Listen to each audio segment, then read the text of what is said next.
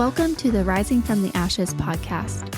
I'm your host, Amy Grace, obsessed with coffee, cowboy boots, and deep relationships. I'm on a mission to help you find the gold in your story through faith, family, and wellness, because I believe your story can break you wide open to live a beautiful, abundant, and vibrant life. I'll share with you how the hard seasons and difficult circumstances can become a catalyst of growth that often lead into some of the most beautiful stories we've ever told. I'm so grateful you're here. Grab a cup of coffee and let's talk. Hey friends, welcome back to Rising from the Ashes. I'm so glad you're here today. We're coming off of fall break and running a half marathon and wrapping up fall sports. But today I want to talk with you about one of my favorite women in the Bible, Esther. The story of Esther is one of courage, providence, and purpose, woven into the unlikely rise of a young Jewish woman who became Queen of Persia. I would encourage you to go and read the book of Esther in the Bible, but I'll give you the quick synopsis here. When the king of Persia dismissed his former queen Vashti, Esther, an orphan raised by her cousin Mordecai, was chosen to take her place because of her beauty and grace. But beneath the royal crown, Esther carried a hidden identity. She was a Jew, part of a people living in exile. Not long after Esther became queen, a powerful man named Haman rose in the king's court, and his pride became deadly. When Mordecai, remember Esther's cousin, refused to bow down before him, Haman's rage turned into a plan to destroy all the Jews in the kingdom. The decree went out, sealed with the king's signet ring, and doom seemed certain. But God was already at work behind the scenes. Mordecai sent word to Esther, urging her to go before the king and plead for her people. It was a dangerous request. Anyone who approached the king without an invitation risked death. Yet, in a moment of faith and courage, Esther agreed, declaring, "If I perish, I perish." She fasted, prayed, and then boldly entered the king's presence. Through a series of divinely timed events, Esther exposed Haman's evil plot, and the very gallows he built for Mordecai became his own undoing, and the Jewish people were spared. Through Esther's courage and obedience, God's plan unfolded. She had risked everything, yet God's hand was evident in every moment. And what could have been a story of fear and tragedy became a story of deliverance, faith, and redemption. Esther's story reminds us there is no luck, no accident. Every circumstance, every heartbreak, every blessing, every challenge is part of God's plan. He places us in the right place at the right time, equips us with courage, and uses our willingness to trust Him to bring life and hope to others. Little side note that I found interesting. In the entire book of Esther, God's name is never mentioned, and yet His fingerprints are all over her story. And friend, maybe right now you feel like God is silent. Esther reminds us, silence does not mean absence. Even when you can't see Him, God is moving behind the scenes in ways you could never imagine. Esther's story carries such powerful lessons for us about courage, timing, and the purpose of our pain. And I want to connect her story to 3 what I call sticky note quotes that really sum up the heart of her journey, and maybe yours too. I use that term sticky note because in my Bible, it's littered with sticky notes with lessons and nuggets of truth that I've learned along the way. Most written during the hardest season of my life. In fact, one sticky note that I have stuck to a page in Job says, "The painful places are often where I discover the deepest, most precious treasure, God Himself."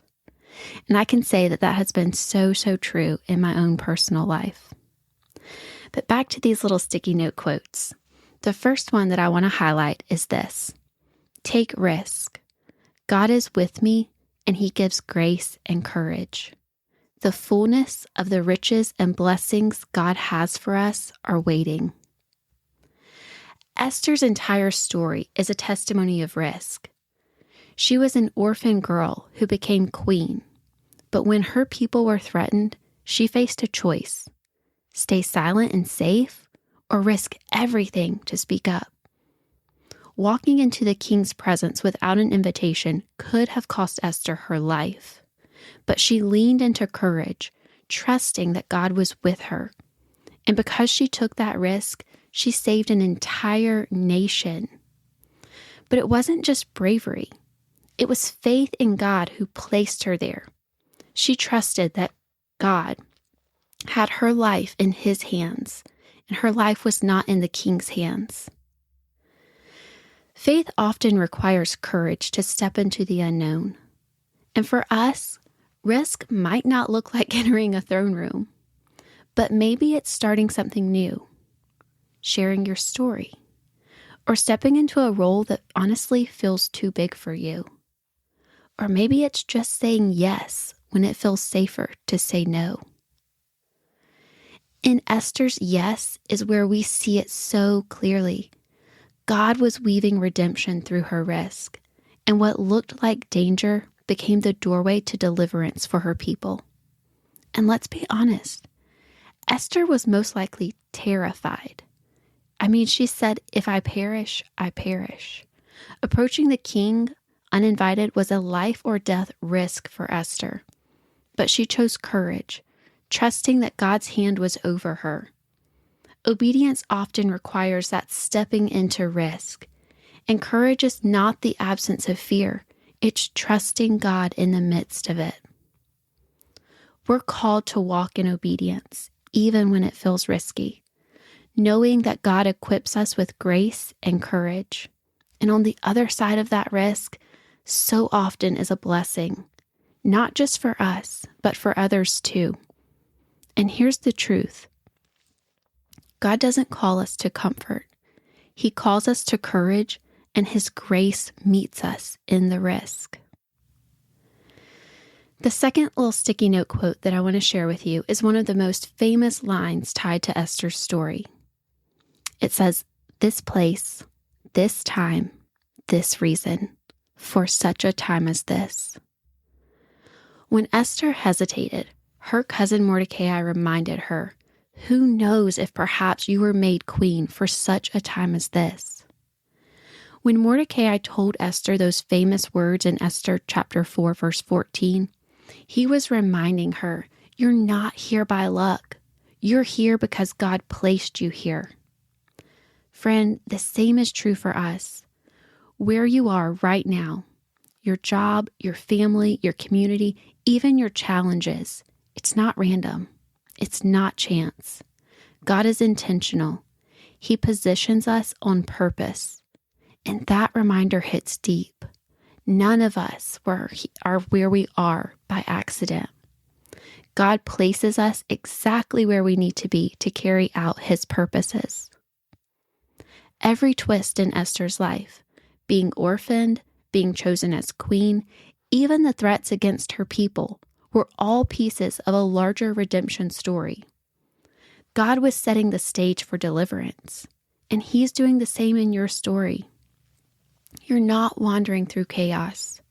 You're walking through a narrative that the author of redemption is writing. So if you've ever wondered, why am I here? Why now? Friend, it's not random. You were created for a place. You were created and placed for a reason in this very moment of history. The last sticky note quote that I want to share with you today says, "Refuse to keep the pain of your heartbreak hidden if you know others could be helped if you broke the silence." Esther could have kept quiet and stayed hidden. She could have denied her identity and her heritage and saved herself. But her silence would have cost her people their lives. Instead, she spoke. She revealed the truth even though it was painful and scary. And in doing so, she became a vessel of redemption. This wasn't a decision that Esther took lightly. Before Esther acted, she called her people to fast and pray. Her strength was rooted in seeking God first.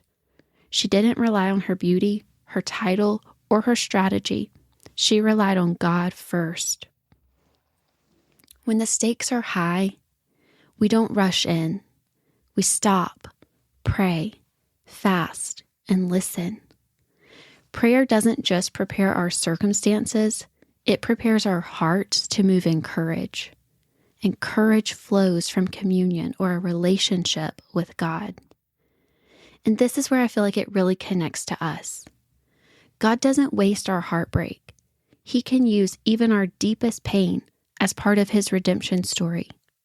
Not just for us, but for others. Your pain has a purpose when you place it in God's hands. The heartbreak you've walked through might be the very thing that brings hope to someone else. Yes, silence protects us, but sharing multiplies healing. When we choose to break our silence and share honestly, we give others permission to heal, to hope, and to trust that God can redeem their story too. And that is the biggest thing I want to convey to you. God still redeems today. He turns ashes into beauty, fear into courage, heartbreak into purpose. The parts of your life that feel broken, he can weave them into something beautiful. And here's what I hope Esther's story whispers to you today. God's people are never abandoned. He works in unseen ways, places us with intention, gives courage when we feel small, and uses our obedience to bring redemption, not just for us, but for entire communities. Take the risk because God's grace and courage are with you. Trust the timing because you were created for such a time as this. Break the silence because your story could be the key to someone else's breakthrough. Friend, God wastes nothing. Not your pain, not your detours, not your heartbreak. Just like Esther, he's weaving your life into something greater than you can see right now. Thank you so much for joining me today on Rising from the Ashes. My prayer is that you walk away reminded that your story matters, your voice matters, and your courage matters. You are placed here right now for a reason, and your story, even the painful part, is being woven into God's beautiful plan of redemption. If this episode encouraged you, would you share it with a friend who needs a little reminder of their purpose? And don't forget to subscribe so you don't miss the next conversation. Until next time, keep rising, keep trusting, and keep shining for such a time as this.